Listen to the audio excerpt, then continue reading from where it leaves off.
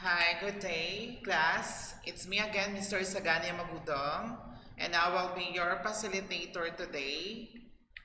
Now, we will be discussing Lesson 10, Prepare Desserts. Objective: at the end of the lesson, number 1, the learner can identify the importance of dessert in a meal. And number 2, to be able to classify the desserts according to the ingredients used. Let's first define what is desserts. Desserts. It is usually sweet course or dish that usually served at the end of a meal. We have 7 classification of desserts. So what are those classification? Number 1, we have fruits, cheese, gelatin desserts, custard, puddings, fruit cobblers, and frozen desserts. Let's first define what is fruits. Fruits is the simplest desserts and one of the best are fruits because they are nutritious, appetizing, and easy to prepare and serve. So remember, class, that fruit is the simplest type of desserts because you can have it as in your table, like simply ripe banana or a very which is a very simple desserts. Characteristic of good fruit desserts: appetizing aroma, simple, and slightly chilled. Number 2, cheese. It is a dairy product derived from milk that is produced in a wide range of flavors, textures, and forms by coagulations of milk protein casein. Cheese is another excellent dessert that is ready to serve. Again, it is made in all parts of the world from a variety of milks from cow, goats, and sheep. Cheese differs depending on the kind of milk used, the kind of cheese making procedures, the seasonings, and the ripening process also distinguish its variety. We have 3 general types of cheese based on consistency.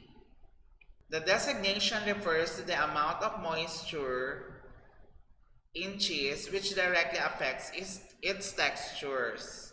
So again, cheese is usually categorized into 3 types: the soft cheese, semi-hard, and hard cheese. Soft cheese.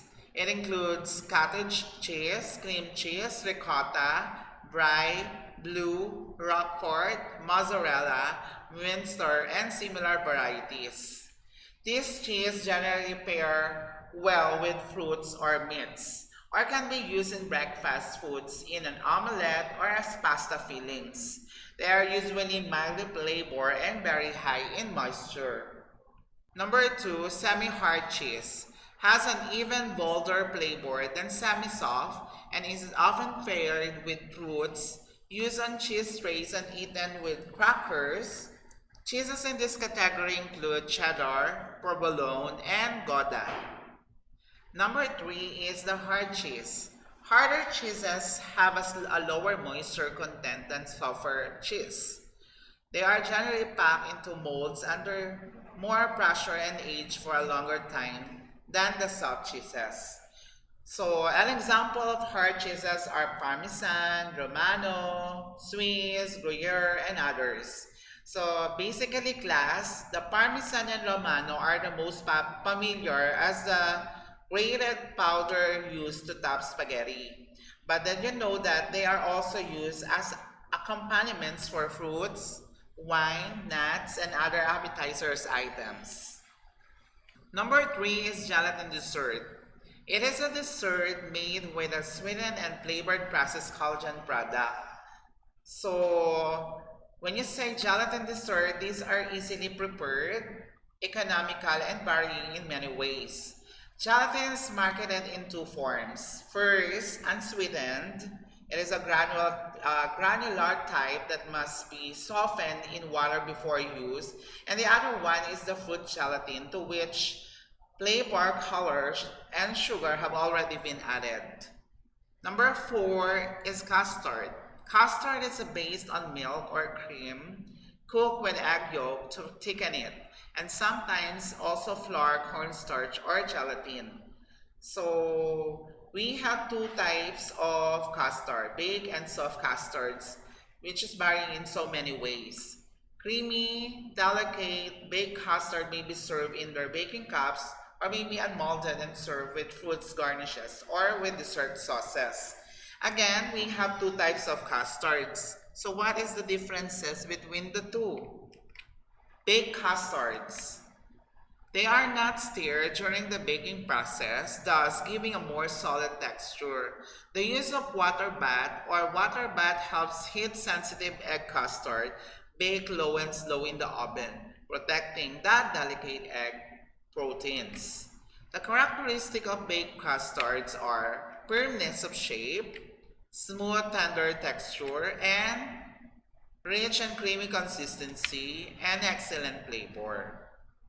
Next is the soft custard, also known as stirred custard. Custard sauce or erroneously boiled custard are stirred while being cooked over low heat or in a double boiler to a smooth, creamy, and thickened fluid consistency. The characteristic of soft custards are velvety smooth texture, rich flavor, has pouring consistency of heavy cream. So an example of a soft custard is the Bavarian cream rather. Number 5 is puddings. Puddings are relatively simple to prepare and vary with sauces. These are classified as cornstarch pudding or sometimes called as blancmange, and rice pudding. We also have bread puddings. Number 6 is fruit cobblers. These are not fruit pies. They have a depth of 2 or 3 inches and are topped with biscuit dough rather than being made with pie crust. They may be served either hot or cold. Number 7 is frozen desserts. The example of frozen desserts are, we have ice cream. So ice cream is a smooth frozen mixture of milk, cream, sugar, flavorings, and sometimes eggs. Other examples of frozen desserts is the sherbet and ices. It is made from fruit juices, water, and sugar. American sherbet contains milk and cream and sometimes egg white. The egg white increases the smoothness and volume. Ice contains only fruits, juice, water, sugar, and sometimes egg white. Frozen soufflé and frozen mousses. It is made like chilled mousses and Bavarians. Whipped cream, beaten egg whites, or both are folded to give lightness and allowed to be still frozen in an ordinary freezer. Guidelines in plating desserts. Number 1. Make garnishes edible. Everything on desserts plate should be edible and delicious. Number 2, keep it clean and simple. Remember, don't crowd or don't overcrowd the plate. If your dessert is beautiful, it shouldn't need a lot of garnishes. And keep the rim of the plate clear so the server aren't touching the food when they place the dessert in front of the customer. Number 3, make your garnishes relate to the dessert on the plate. The only time you should garnish with fresh mint is if you're serving mint ice cream. Don't put it on there just because you think the dessert needs color. If you have a brown dessert, like apples in puff pastry, then make sure all of those elements are executed well. Puff pastry should look beautiful and crisp. Number 4, layer flavors and textures in your dessert. Textures and flavors hit the palate at different times. All the components on the plate should build on the dessert, making it better. Number 5, try different plates. various sizes and shape. The right plate can add or enhance the theme really well. Plating and presenting tips and technique. There are factors and techniques to consider in food plating that affect the overall appearance of a dessert. Applying one of the tips may enhance the presentation. Number one, the plate. When plating dessert, the choice of the plate is critical to the final presentation. Remember, the plate is the frame of the presentation. There are many sizes, shapes, and colors available. Choosing the right size of plate is important because food should not be crowded onto the plate. 2. Color. Always consider color as an important part of plate presentation. Number 3. With that, always try to have a variety of colors on plates, such as if you're using green, so green is a fresh and cool and can be soothing. Red is a passion and excitement. Black is sophisticated and elegant. Blue is a natural appetite suppressant since it can make food look unappetizing. Texture. Texture is critical to food presentation as well as enjoyment. Contrasting hard and soft, smooth and coarse, add visual interest to your food, and it will enhance your customer enjoyment to the food. Keep things clean.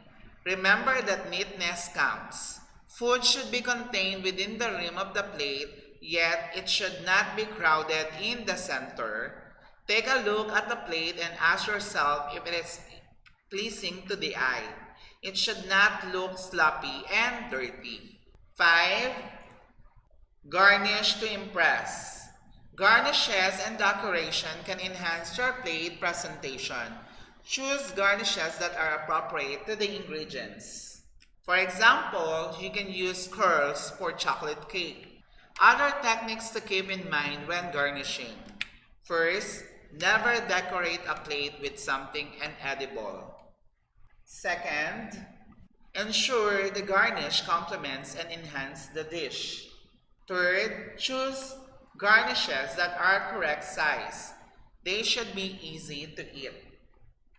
That is the end of our lesson. I just hope that you have learned something about the preparation of desserts.